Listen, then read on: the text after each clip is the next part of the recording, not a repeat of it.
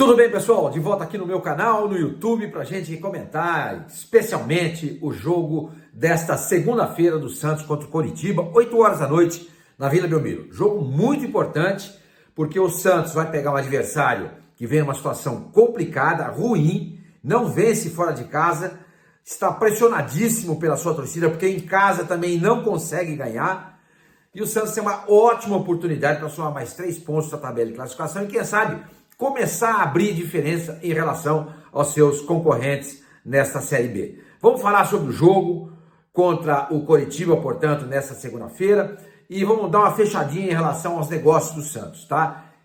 Aquele negócio envolvendo um jogador que eu falei para vocês que talvez hoje, domingo, eu pudesse dizer para vocês quem é, eu ainda não consegui o nome, mas eu tenho alguns detalhes. Posição, aonde joga esse jogador e a nacionalidade dele, tá bom? Mas antes eu queria pedir para vocês se inscreverem aqui no canal. Se inscreva no canal, dê um like e ative o sininho para vocês ficarem sabendo quando é que eu solto um novo vídeo.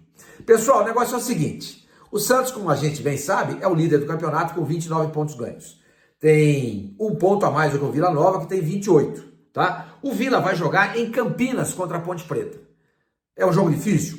É um jogo difícil. Não é fácil. A Ponte Preta não vem bem no campeonato. Perdeu nessa última rodada, ou seja, ontem, para o Paysandu em Belém do Pará, por 1-0. A Ponte está ali no meio, 14º colocado com 20 pontos. Tá? 20 pontos. Então, mas é um jogo complicado. Não é fácil você jogar em Campinas contra a Ponte Preta. Pode perder pontos? Pode. Pode, quem sabe, o empate.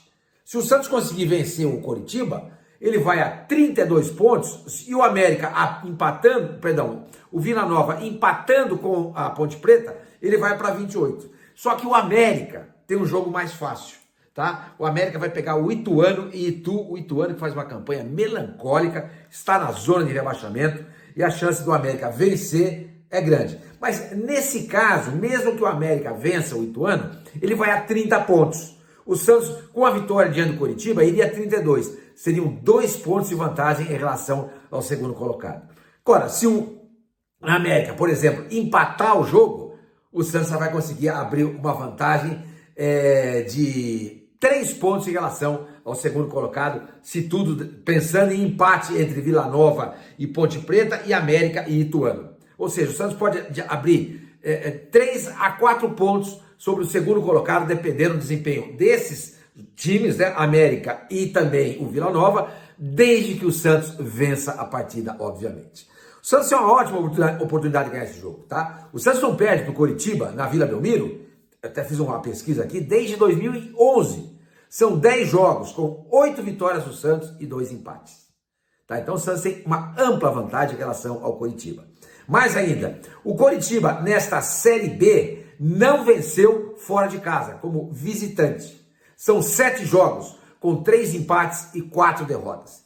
Tem a 17ª campanha como visitante, ou seja, estaria na zona de rebaixamento se o critério fosse só jogos fora de casa.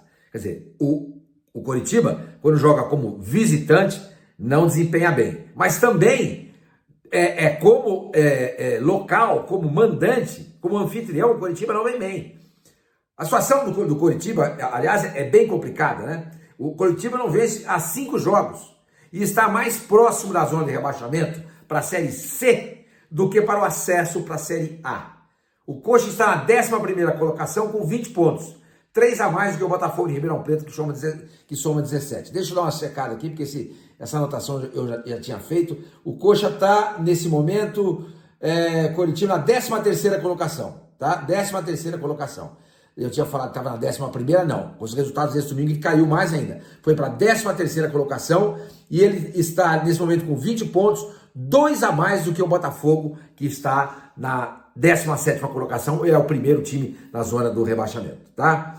Em contrapartida, o Santos foi muito bem nessa Série C quando o assunto é jogar em casa. Não perdeu nenhuma das 6 partidas que jogou como mandante na Vila Belmiro. Ganhou todas. A única partida que o Santos perdeu como mandante nesta Série B foi contra o Botafogo de Ribeirão Preto. O jogo esse foi disputado em Londrina.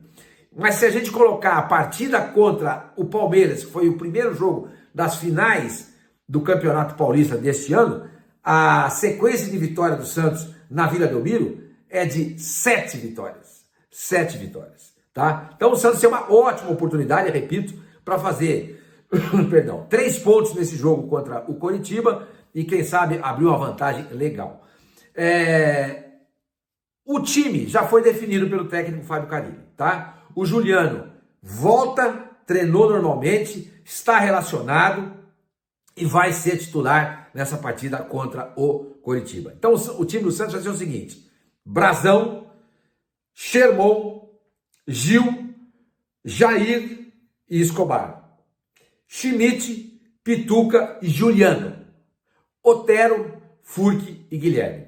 Esse é o time que, aliás, é o time considerado titular, à exceção do Aderlan, que se machucou, que era o titular, não joga mais essa temporada. Então, com o Aderlan realmente fora de combate, esse é o time que o Santos, que o técnico Fábio Carilli considera como titular. Repito: Brazão, Sherman, Jair, Gil e Escobar, Schmidt, Pituca e Juliano, Otero, Furque e, na esquerda, o Guilherme.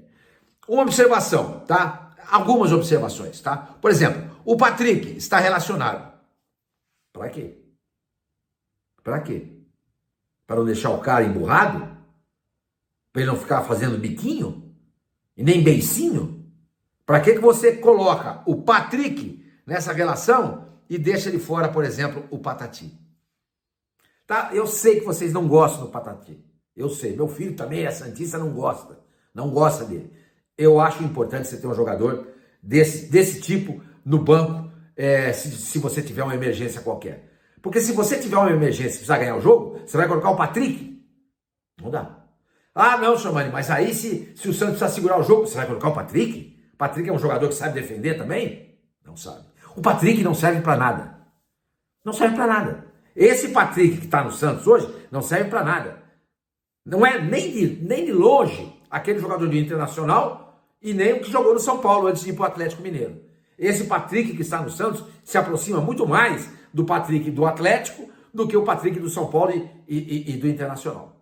Então eu não entendo a presença do Patrick entre os relacionados para essa partida. Enfim, vamos ver. Tomara que tudo dê certo, que não haja necessidade de você ficar no desespero precisando colocar atacante porque o Coxa fez um gol e o Santos tem que buscar o resultado. Tomara que isso não venha acontecer. Tá? Porque se isso aconteceu, o atacante reserva que o Santos vai ter no banco é o Pedrinho. Você confia no Pedrinho? Nem eu. Nem eu. Ah, senhor Mano, mas eu também não confio no Patati.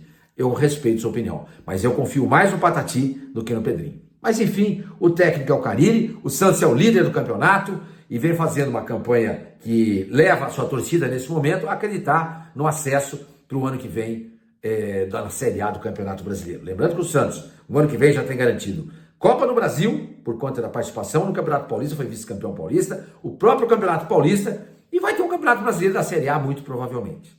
Muito provavelmente. Então é bom o Santos começar a pensar em reforçar o seu elenco. Reforçar o seu elenco. Por falar em reforço, vamos dizer para vocês aqui o seguinte, a respeito do Joaquim, tá? Amanhã vai ter uma reunião para bater o martelo. Amanhã vai ter uma reunião para bater o martelo. Mas está praticamente resolvida a questão do Joaquim. Praticamente resolvida a questão do Joaquim. Só que ao invés de ser 10 milhões de dólares, como eu informei ontem, ele será negociado por 8 milhões. 8 milhões. Então eu estava aqui fazendo, destrinchando esses 8 milhões. Desses 8 milhões, o Santos tem que deixar 3 com o Tigres, relacionado à venda do Soteldo, que o Santos eram 4 milhões, o Santos pagou 1 e está devendo 3. Então desses 8, tirando esses 3, vão sobrar 5 milhões, tá?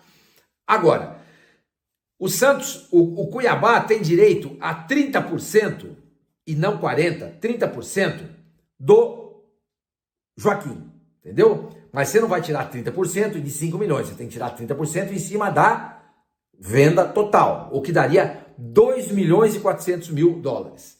Então você pega o que sobra para o Santos, 5 milhões, menos esses 2 milhões e 400 mil dólares que que tem que ser pago para o Cuiabá, porque eles têm direito a 30% do passe, o Santos vai ficar com 2 milhões e 600 mil reais, perdão, 2 milhões e 600 mil dólares dólares, o que daria algo em torno de 14 milhões de reais. Tá? Então o que vai fazer? O Santos vai negociar o Joaquim, quita a dívida com o Tigres, entendeu? E vai sobrar para o Santos 14 milhões de reais que serão pagos parceladamente. Mas de qualquer maneira, é um dinheiro que o Santos tem garantido, porque o Tigres não é um mal pagador como o Santos. Então, esse dinheiro você pode confiar. Você já pode ter certeza que ele virá, tá bom? Outra coisa, para a gente finalizar, o jogador que eu falei para vocês ontem, que o Santos pretende contratar para essa janela, é um atacante. Tá? É um atacante. E pelo que eu pude apurar, é um centroavante, não é ponteiro. Nem ponta direita, nem ponta esquerda. É um centroavante. Tá? Outra coisa que eu apurei, ele não é brasileiro. Não é brasileiro. Outra coisa que eu apurei, ele estava jogando no futebol europeu. A última passagem dele foi pelo futebol europeu. Tá? A nacionalidade dele, ainda não descobri. Não é brasileiro e nem sul-americano. Tá bom? Então é um atacante, jogou a última temporada na Europa, é um centroavante, não é brasileiro, nem é sul-americano. Tá? Eu quero ver se amanhã eu tenho mais alguma novidade para vocês a respeito desse caso. Tá? Eu também não sei te dizer quem é, não dá nem para você perguntar para mim, Sormani, você não vai falar o nome, a gente entende, porque o empresário às vezes pede sigilo, etc e tal, mas diz pelo menos se o cara é bom. Eu não sei. O que me passaram até agora foi isso. É um centroavante, a última temporada esteve no futebol europeu, não é brasileiro, não é sul-americano. É a única coisa que eu consegui apurar até esse momento. Tá bom? Gente, espero que vocês tenham curtido o vídeo. E não se esqueçam, hein? Amanhã, depois do jogo contra o Coritiba, tem vídeo aqui no meu canal. Nos vemos.